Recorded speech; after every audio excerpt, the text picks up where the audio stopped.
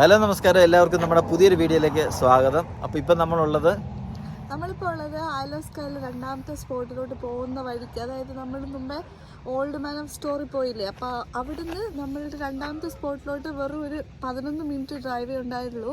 അപ്പോൾ പോകുന്ന വഴിയിൽ ഞങ്ങളൊരു വ്യൂ കണ്ടു. അപ്പം അവിടുത്തെ കാഴ്ചകൾ നിങ്ങളെ കൂടെ കാണിക്കാമെന്ന് വിചാരിച്ചു. ഇവിടെയും ശരിക്കും പറഞ്ഞാൽ അത്യാവശ്യം ഒരു കുറേ വണ്ടികൾക്ക് പാർക്ക് ചെയ്യാനുള്ള സ്പേസും കാര്യങ്ങളൊക്കെ ഉണ്ട്. പിന്നെ ഇവിടെ പാർക്കിംഗ് ചാർജുകളൊന്നുമില്ല. ഇവിടെ ഒരു ഡൊണേഷന് വേണ്ടി ഇതുണ്ടോ, ഇവിടെ ഒരു ബോക്സ് വെച്ചിട്ടുണ്ട്. അപ്പം നമുക്ക് വേണമെങ്കിൽ ആ ബോക്സിൽ നമുക്ക് കൊടുക്കാനുള്ളത് നമുക്ക് ഇടാൻ പറ്റും. അതുപോലെ തന്നെ ഈ ഒരു സ്ഥലത്തിൻ്റെ പേരും അതിൻ്റെ ഡീറ്റെയിൽസും കാര്യങ്ങളും എല്ലാം ഇവിടെ കൊടുത്തിട്ടുണ്ട്. അപ്പോൾ നമുക്ക് അതൊന്ന് നോക്കിയിട്ട് ഇവിടുത്തെ ഡീറ്റെയിൽസും കാര്യങ്ങളൊക്കെ മനസ്സിലാക്കാം.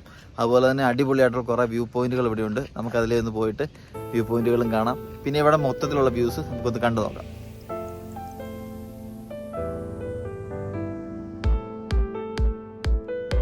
ഇതുണ്ടോ, നമ്മൾ പോകുന്ന മെയിൻ റോഡാണ് കാണുന്നത്. അതുപോലെ തന്നെ അവിടെ നിന്ന് സൈഡിലേക്ക് ചേർന്നിട്ടാണ് ഇവിടെ ഒരു പാർക്കിംഗ് സ്പേസ് ഉള്ളത്.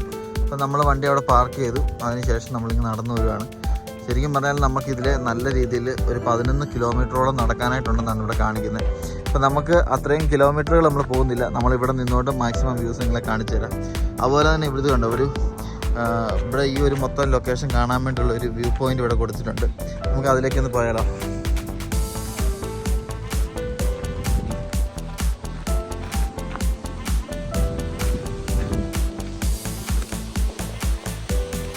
അടിപൊളിയായിട്ടുള്ളൊരു വ്യൂ പോയിന്റ് ആണ് കേട്ടോ ഇത്.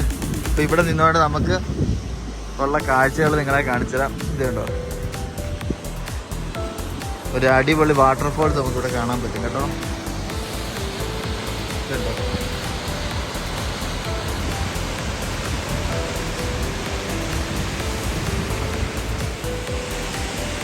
ഈ ഒരു റോഡിൽ കൂടിയാണ് നമ്മുടെ വണ്ടികളെല്ലാം വരുന്നത്. ആ റോഡിന് ചേർന്ന് തന്നെ അതിന് അടിപൊളി ചെറിയ വെള്ളച്ചാട്ടമുണ്ട് കേട്ടോ. ഇത് കണ്ടോ, ഇവിടെ നിന്ന് നോക്കുമ്പോഴത്തേക്ക് അതിൻ്റെ വ്യൂ മനസ്സിലാക്കാൻ പറ്റും. അടിപൊളി ഒരു വെള്ളച്ചാട്ടമാണ്. അതുപോലെ തന്നെ അതിൻ്റെ സൈഡിൽ കൂടെ ഇതുണ്ടോ.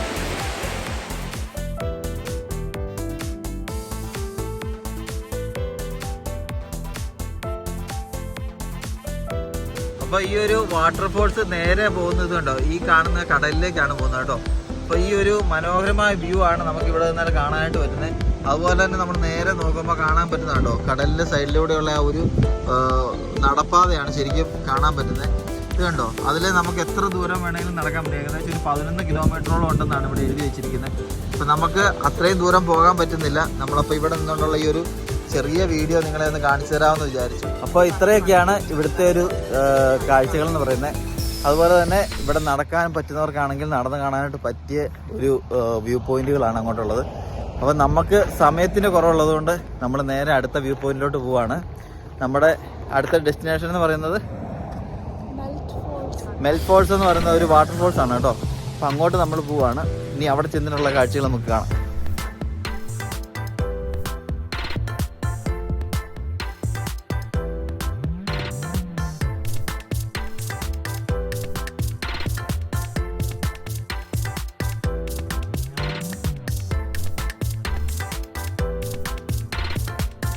അങ്ങനെ നമ്മൾ ഫൈനലി വാട്ടർഫോൾസ് കാണാൻ വേണ്ടി വന്നു. വാട്ടർഫോൾസിൻ്റെ പേര് പറ, മെൽറ്റ് ഫോൾസ് എന്ന് പറയുന്ന വാട്ടർഫോൾസ് ആണ് നമ്മൾ കാണാൻ വേണ്ടി വന്നിരിക്കുന്നത്. ഇവിടെ അത്യാവശ്യം നല്ല രീതിയിൽ പാർക്കിംഗ് സ്പേസും കാര്യങ്ങളൊക്കെ ഉണ്ട്. നല്ല അടിപൊളിയായിട്ടുള്ള ഒരു പാർക്കിംഗ് ഏരിയ ആണ് കേട്ടോ.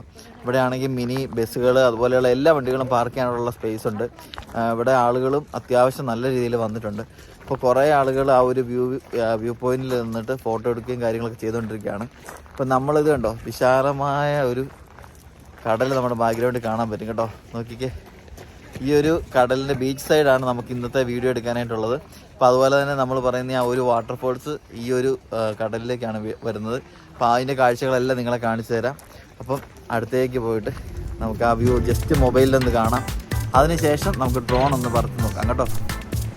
അപ്പോൾ ഈ കാണുന്നതാണ് മെൽറ്റ് ഫോൾസ് എന്ന് പറയുന്നത്. ഇതിന് വേറൊരു പേരും കൂടെ ഉണ്ട്, കിൽറ്റ് വാട്ടർഫോൾസ് എന്ന് പറയും. ഇത് ശരിക്കും ലോച്ച് എന്ന് പറഞ്ഞാൽ നമ്മുടെ സ്കോട്ടിഷിൽ ലേക്കിന് പറയുന്നതാണ്. അപ്പോൾ ഈ മെൽറ്റ് എന്ന് പറയുന്ന ലേക്കിൽ നിന്ന് വരുന്ന ഈ വെള്ളം ഡയറക്റ്റ്ലി അറ്റ്ലാന്റിക് ഓഷനിലോട്ടാണ് ഈ ക്ലിഫ് വഴി ഒഴുകുന്നത്. അതിനാണ് ഈ മെൽറ്റ് ഫോൾസ് എന്ന് പറയുന്നത്.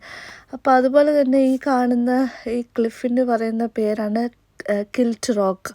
അപ്പോൾ ഈ കിൽറ്റ് റോക്ക് എന്ന് പേര് വരാൻ മെയിൻ കാരണം ഇവിടുത്തെ സ്കോട്ടിഷ് കൾച്ചറിലെ ഒരു ട്രഡീഷണൽ വെയർ ആയിട്ട് ഉള്ള ഒരു ഡ്രസ്സിന് പറയുന്നതാണ് കിൽറ്റ് എന്ന് പറയുന്നത്. അപ്പോൾ അതുപോലെ റിസംബ്ലൻസ് ഉള്ളതുകൊണ്ടാണ് ഈ റോക്കിന് കിൽറ്റ് റോക്ക് എന്നിവർ പേര് കൊടുക്കാനുള്ള കാരണം.